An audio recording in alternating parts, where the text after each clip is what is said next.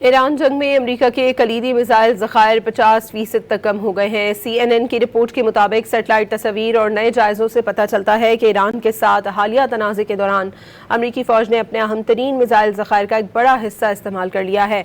CNN के मुताबिक ये हमारे नहीं अमेरिकी मरीन के रिटायर्ड कर्नल मार्क हेंशन के अल्फाज हैं कि ईरान के साथ जंग ने अमेरिकी फ़ौजी वसाइल को शदीद नुकसान पहुंचाया है और उससे बहाल होने में बरसों लगेंगे।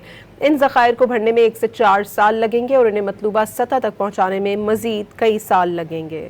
ईरान जंग में अमेरिका के कलीदी मिसाइल ज़खायर 50% तक कम हो गए हैं। CNN की रिपोर्ट के मुताबिक सेटेलाइट तस्वीर और नए जायज़ों से पता चलता है कि ईरान के साथ हालिया तनाज़े के दौरान अमेरिकी फ़ौज ने अपने अहम तरीन मिसाइल ज़खायर का एक बड़ा हिस्सा इस्तेमाल कर लिया है। CNN के मुताबिक ये हमारे नहीं अमेरिकी मरीन के रिटायर्ड कर्नल मार्क हेंशन के अल्फाज हैं कि ईरान के साथ जंग ने अमेरिकी फ़ौजी वसाइल को शदीद नुकसान पहुंचाया है और उससे बहाल होने में बरसों लगेंगे। इन ज़खायर को भरने में 1 से 4 साल लगेंगे और इन्हें मतलूबा सतह तक पहुंचाने में मज़ीद कई साल लगेंगे।